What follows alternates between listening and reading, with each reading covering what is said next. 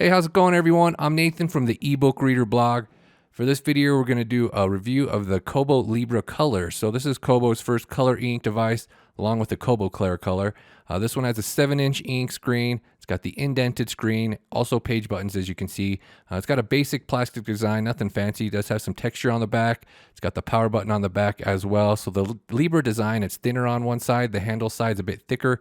It's got a rounded edge now. They did refine the design a little bit. It's a little bit lighter and thinner than the last model. It's got a USB-C port on this side. So cool thing about these new Kobos is they are user repairable. So if the screen breaks or the battery wears out, you can replace them. So this device, it also has the Comfort Light Pro, the front light with adjustable color temperature. We'll talk about that a little bit later, along with the screen.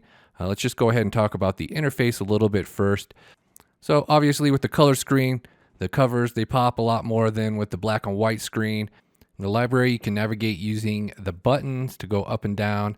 You can also swipe with your fingers. There's that little dial there on the right where you can jump around to different parts of your library. Then along the bottom, you got the different tabs here for your home screen, the library view, the notebooks. Now that'll only show up if you have a stylus. Otherwise, it doesn't show up. It'll just be read only, like accessible from the settings menu. We'll talk about that a bit later as well. The Discover tab, that's like their ebook store. That's their word for the store. So you can shop for books through here. It does kind of help, having the color when you're shopping for books as far as the covers go. But it's still not a super smooth experience because it's still ink and it does take time to refresh. Scrolling's not, like as smooth as it is on like phones and tablets with LCD screens, but got the different sections for comics and kids books, so you can find some color content on here. Surprised they aren't advertising more color stuff, but it's a start. But it is nice to be able to see the covers in color instead of black and white like most e-readers. They do have overdrive support built in as well, so you can shop for library books through here. So let's go back to the library view. So the cover view, I think, works best with the color, but they also have list view as well. You can view additional information. You also got like collections and authors and series that you can set up on your Kobo's devices and a bunch of different sorting options as well.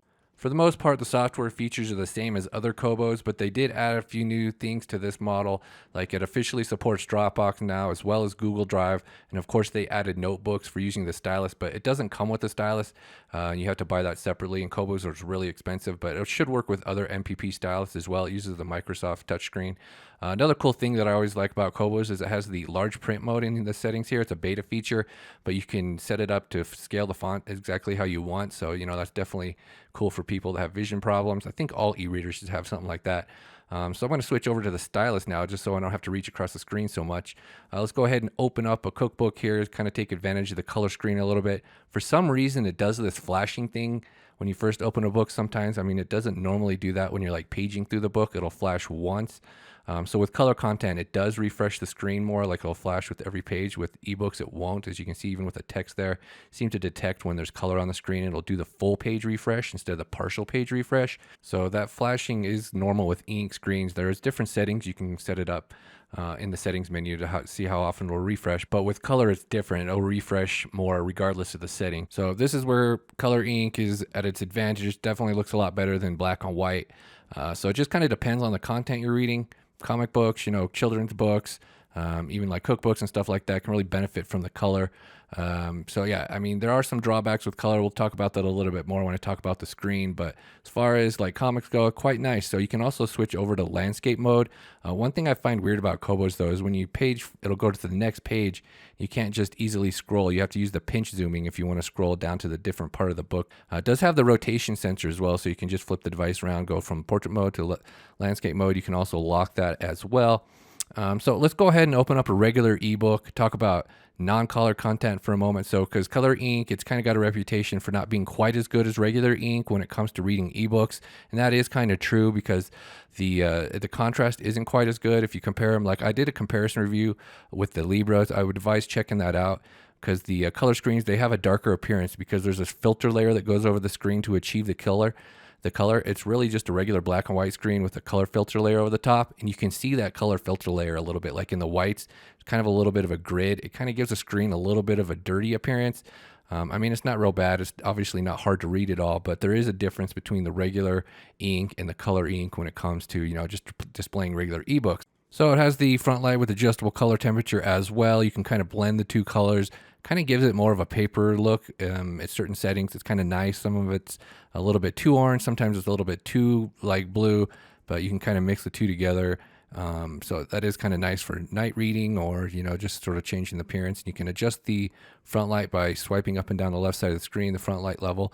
And then there's also the option to switch over to dark mode. So up here in the settings menu, you can scroll down. I wish they'd make it a little bit easier to get to, but you can turn dark mode on and off from here, and then that will invert the screen. And when you have it like this, you can't really see that grid layer at all. It actually works pretty well in dark mode. There is a little bit of ghosting. If you look in the background, like you can still see a little bit of the previous page, but you can set the refresh frequency a little bit higher if that's bugging you. So you can add the highlights. I wanted to test this with dark mode, and it does work. So you can add multicolored highlights with the color models. So that's pretty cool. So you got the 4 different colored highlights. So that's one of the advantages of the color models, being able to highlight ebooks in different colors. You can switch that up instead of just having gray for everything. It's kind of nice to add a little bit of color to reading for a change. But if you're not using highlights, probably not going to matter much as far as ebooks go. But you can also write on the screen with this if you have a stylus, and it'll do the inverted mode as well with the white writing. I always kind of like doing that, the white writing on the black background. And then if we go ahead and switch to the regular mode again, it'll go ahead and keep your multicolored highlights, and it'll change the writing back to black. So that's one thing that they got with the Kobo's ebooks here, is you can write directly on the ebooks. You got different colors you can do. What is it, like 10 different colors? And then you got different line thicknesses as well. And if you change the font size, it won't scale your handwriting. What it does is it'll show this little icon here, and it'll show it in the original view that you added those to. You can revert to those settings from the menu here. So that's one way to see those. And another way to do that is to access it from the menu. You can also use the button on the stylus to erase your marks. If you tap on your highlights, you can select to remove them. You can also select to add notes to your highlights. So some devices like this Kindle Scribe, you can use the stylus to write handwritten notes, but it doesn't work that way on Kobo's. It'll be text notes when you do it this way. So you can write directly on the screen, but if you want to tie a note to something, you're going to have to do that with the on-board keyboard, and then it'll have this icon right here. You can pop that up to see your note. And then it's also accessible from the note list right here. You can see all your highlights and on-page annotations and stuff like that. An option to remove them. So these are tied to the Kobo books, though. There isn't any way to export these. So you can view the highlights on other Kobo devices. It won't show the handwritten notes unless it's a device that supports the handwritten notes. While we're on the topic of the notes, let's go ahead and talk about the note app. So we can look at my horrible handwriting here. But you do have a lot of the same options as it was in that other app. Is as far as colors go, you have the multicolors there, 10 different options, 5 different pen sizes, but it also adds some additional pen types for some different pressure sensitivity. You got the area select tool, which can convert text, can move stuff around, copy and paste, that is. You got the undo, redo, search. You can change the backgrounds. They got a bunch of different background templates as far as note taking goes. I don't think you can add more, but it does have a pretty good selection there. There's some different exporting options up here from the settings menu. You can export the entire notebook or just individual pages if you want. And this is where Dropbox and Google Drive come in handy. You can just wirelessly send your notes to there. You can export them using a computer and USB cable, so you can get your notes off the device. So like I was saying with the pens here, so the default ballpoint pen, it's got a very uniform look to it. You got different line thicknesses. And you got the different other pens, like the fountain pen. It has pressure sensitivity in the brush, so you got some different options here. Whereas the base pen is more uniform. If we go over to another page here, this will detect how hard you're pressing. So it'll be fainter if you're pressing lightly, and it'll be thicker if you're pressing harder. So it does have the pressure sensitivity support. Now, one thing to keep in mind is I do have a little bit of a harder time writing on the smaller screens. I'm used to the bigger 10-inch screens just for, note taking. Just sort of a personal thing there, something to consider. So that's the basic notebook. Kobo also has advanced notebooks with some different features. I haven't used it since reviewing the Kobo Ellipsa last year, so I don't remember these features. Maybe I'll do a different video for the note taking. But the advanced notebooks have some different features, some more advanced options than that. We'll talk about that maybe in a different video.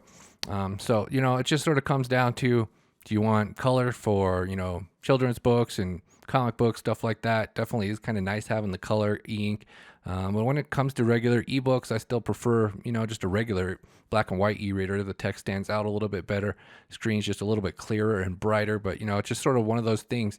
Everything has some advantages and some drawbacks. If you like reading comics and stuff like that, then color ink is definitely a lot nicer than black and white ink. But when it just comes to regular ebooks, it can get the job done too. It just sort of depends on your preferences as far as screen clarity and contrast, but it's obviously not hard to read on the screen at all. Just a little bit more added texture, like in the background on the whites with that color filter layer. You can kind of see it up close here. It's a little bit easier to see, but I mean, in person when you're reading at regular reading distance, it's not as easy to see. It's just kind of disappears after a while. So it's just sort of one of those things. Too bad these aren't sold in stores, because color ink is one of those things you really kind of got to see in person. But I'm going to go ahead and wrap up this video. Check out the Libra 2 comparison as well if you wanted to see how the screen compares to a regular black and white screen. I'm going to go ahead and wrap this up. Check out the ebook reader blog for the full review. Thanks for watching. Bye.